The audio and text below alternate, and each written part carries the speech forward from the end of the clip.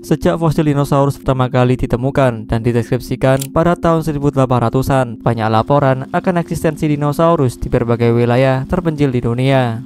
Salah satunya adalah Loch Ness Monster yang kerap dianggap sebagai plesiosaurus yang masih hidup di sebuah danau yang ada di Skotlandia. Meskipun akhirnya terbukti hoax, klaim akan kehidupan dinosaurus di wilayah terpencil terus berlanjut seperti di Afrika yang dikenal sebagai tempat pusat perhatian akan cerita-cerita makhluk misterius. Makhluk tersebut salah satunya adalah Mokele-mbembe yang konon dianggap sebagai dinosaurus terakhir di bumi. Bukti keberadaan makhluk ini pertama kali tercatat dalam laporan penjelajah Eropa pada abad ke-18 yang mengisahkan hewan besar menyerupai dinosaurus sauropoda berlayar panjang yang bersembunyi di balik aliran sungai Congo. He always came out of the cave to find food. The people call this animal Mokele-mbembe. Dalam video kali ini, kita akan mencoba mengungkap bersama mengenai Mokele-mbembe tentang bagaimana ia bisa sampai dianggap sebagai dinosaurus terakhir yang masih hidup, serta bagaimana kesaksian dari para saksi mata yang mencoba menelusuri jejak dinosaurus terakhir ini di wilayah Congo. Dan berikut adalah pembahasan Mokele-mbembe.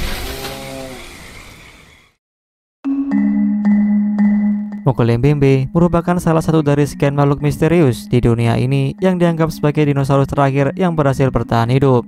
Masyarakat pedalaman Congo mendeskripsikan makhluk ini memiliki ekor dan leher yang panjang, serta tubuh besar dan kaki yang kokoh. Deskripsian ini sangat mirip dengan karakteristik dinosaurus sauropoda yang terkenal dengan lehernya yang begitu panjang. Kata Mokele-mbembe sendiri diambil dari bahasa Bantu yang tersebar luas di Afrika Sub-Sahara yang berarti sesuatu yang menghentikan aliran sungai. Sebelum istilah Mokele-mbembe begitu viral pada tahun 1900-an, jauh sebelum itu, Afrika telah dipenuhi oleh kisah-kisah akan eksistensi makhluk misterius. Salah satu bukti yang mendukung akan kisah-kisah ini berasal dari lukisan terkenal bernama Nile Mosaic Palestrina. Dalam lukisan ini, kita dapat melihat berbagai orang, tempat, dan hewan yang ada di Sungai Nil. Namun, apabila kita lihat dengan seksama, maka akan terlihat prajurit pasukan Ethiopia yang sedang bertarung melawan hewan-hewan khas Afrika seperti buaya dan kuda Nil, tetapi juga melawan makhluk yang menyerupai dinosaurus bernama Crocodilo pardalis. Mokele-mbembe diceritakan menghuni sebuah hutan tropis di Afrika Tengah. Hutan ini melintasi garis khatulistiwa dan membentang ke timur sejauh 1920 km melewati negara Congo. Sebagian besar hutan tropis Afrika ini berada di dataran rendah yang meliputi kawasan luas yang dikenal sebagai cekungan Congo, di mana di dalamnya terdapat sungai Congo yang menjadi jantung dari ekosistem ini. Wilayah ini tampak seperti tempat yang tidak bisa dimasuki manusia dengan banyaknya ular, laba-laba, serta serangga pembawa penyakit seperti lalat dan nyamuk. Dan disinilah Mokele-mbembe dipercaya bersembunyi di bawah air coklat yang gelap, sementara layarnya yang panjang menjulur ke atas untuk makan tumbuhan yang menggantung di atas air.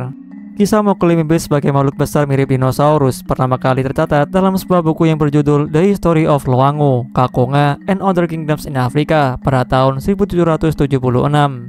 Buku ini ditulis oleh seorang misionaris Prancis bernama Abbé Livin Bonaventure yang berisi tentang sejarah alam wilayah Congo, termasuk pendeskripsian tumbuhan dan hewan yang hidup di sana. Namun, tulisannya yang paling menarik perhatian adalah pada bagian penemuan jejak kaki besar dengan diameter sekitar 30 cm. Jejak kaki ini mirip dengan jejak kaki gajah, tetapi memiliki ciri yang sangat khas, yaitu adanya tanda cakar mirip seperti kaki dinosaurus sauropoda. Hal ini membuat beberapa kriptozoolog menganggap laporan Abbé Bonaventure sebagai salah satu bukti tertua yang mendukung keberadaan dinosaurus di Congo. Cerita mengenai jejak Mokele-mbembe kemudian berlanjut pada awal 1900-an ketika seorang pemburu hewan besar yang terkenal yaitu Karl Hagenbeck mengaku mendengar banyak cerita dari penduduk setempat di wilayah Congo. Penduduk itu menceritakan akan keberadaan makhluk aneh yang digambarkan sebagai gabungan antara gajah dan naga. Beranjak pada tahun 1970-an, kisah tentang Mokele-mbembe mulai menarik perhatian, terutama berkat upaya seorang ilmuwan bernama Roy McCall. Ia sebelumnya dikenal atas partisipasinya dalam ekspedisi pencarian Loch Ness Monster di Skotlandia. Ketertarikannya pada hewan-hewan misterius inilah yang membawanya pada proyek serupa, di mana kali ini ia memiliki misi untuk melakukan ekspedisi di wilayah Congo untuk mencari makhluk yang diduga sebagai spesies dinosaurus terakhir.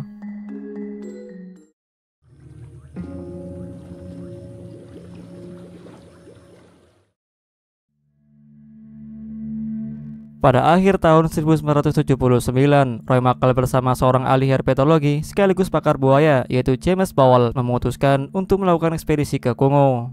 Sebelum singgah di Kongo, mereka mengunjungi Gabon dan bertemu dengan seorang tabib dari suku Bantu yang mendeskripsikan eksistensi makhluk besar di hutan Kongo yang membentang di 6 negara. Ketika Powell menunjukkan gambar berbagai jenis hewan, termasuk ilustrasi dinosaurus dari buku anak-anak, penduduk tersebut menunjuk gambar diplodocus yang mirip dengan makhluk tersebut. Dengan rasa penasaran besar, mereka berdua melanjutkan ekspedisinya ke Kongo dan memulai pencarian Mokele-mbembe. Selang 1 bulan kemudian, tepatnya pada Januari 1980, Roy Mackal dan James Powell tiba di Imfondo, sebuah kota kecil di tepi barat Sungai Ubangi yang merupakan anak sungai besar dari Sungai Kongo. Selama ekspedisi, mereka berpindah dari satu kota ke kota yang lain untuk berbicara dengan penduduk lokal dan mengumpulkan informasi tentang Mokele-mbembe. Namun, tidak ada satupun dari cerita tersebut yang berasal dari saksi mata langsung, melainkan semua cerita yang mereka dengar merupakan laporan dari orang kedua ataupun ketiga, seperti dari pamannya, saudara temannya, atau bahkan kakeknya. Masalah yang muncul dengan narasumber seperti ini adalah bahwa semakin banyak orang yang menyampaikan cerita tersebut, semakin besar kemungkinan detailnya berubah dan semakin kecil cerita itu akurat. Setelah mencari kesana kemari, Mackal dan Powell akhirnya bertemu dengan seorang yang mengaku saksi mata langsung dari Mokele-mbembe. Ia adalah seorang pria dari suku Bantu bernama Firman Mosomele. Ia menceritakan bahwa ketika masih kecil, ia mengaku bertemu dengan makhluk yang menakutkan saat sedang sendirian di atas perahu kecil di sungai dekat kota Epena. Saat ia dengan panik mendayung menjauh, ia sempat melihat bagian belakang tubuh makhluk tersebut warna coklat yang mirip dengan gambar sauropoda dalam buku ilustrasi yang dibawa oleh Mackal dan Powell. Meskipun banyak orang yang mereka wawancarai mengidentifikasi Mokele-mbembe sebagai dinosaurus sauropoda, Roy Mackal dan James Powell dengan bijak tidak langsung mengklaim bahwa itu benar-benar dinosaurus yang masih hidup. Melainkan, informasi tersebut mereka gunakan sebagai bahan penyemangat dalam pembuktian yang akan mereka lakukan dalam ekspedisi selanjutnya, di mana mereka benar-benar mengunjungi habitat Mokele-mbembe yang berada di rawa-rawa Likouala.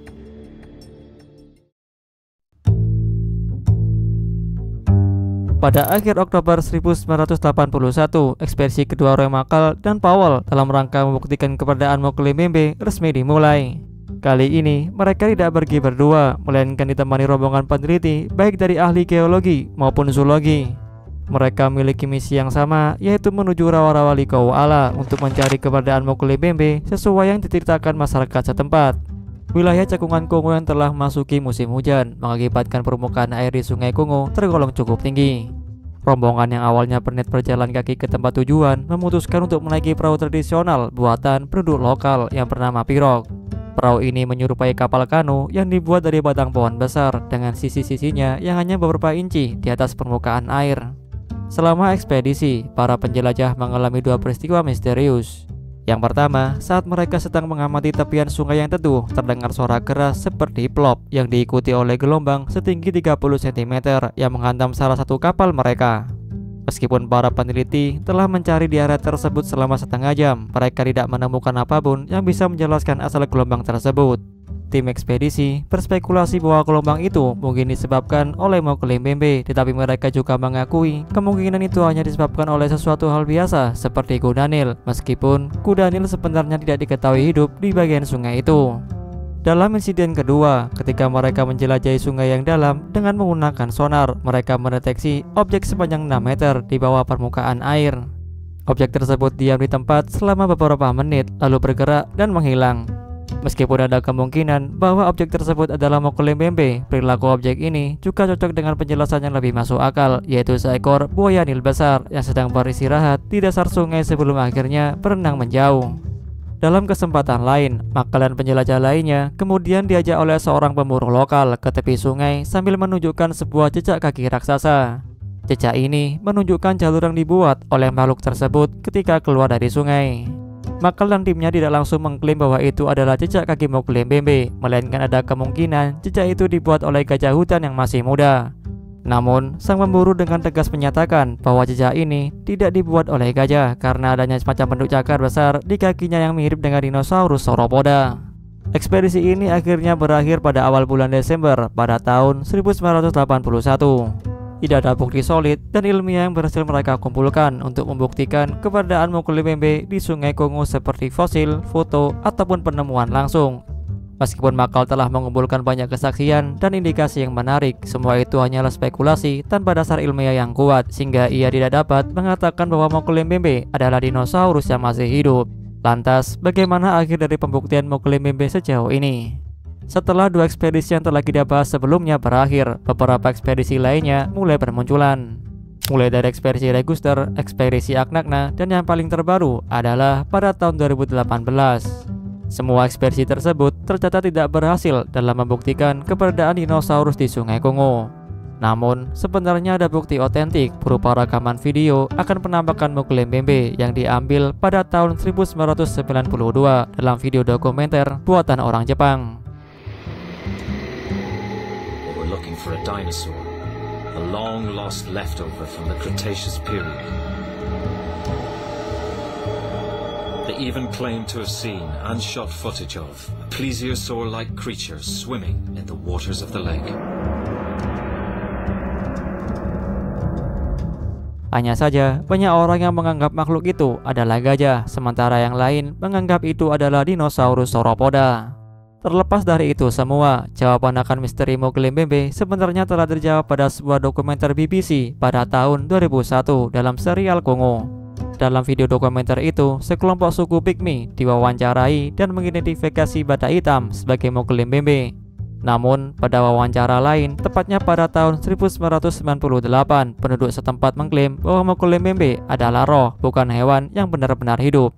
Hal ini menunjukkan bahwa adanya campur tangan antara pihak produksi dengan para penduduk setempat, di mana mereka yang tidak mendukung narasi dinosaurus terkadang disunting agar sesuai dengan cerita yang diinginkan.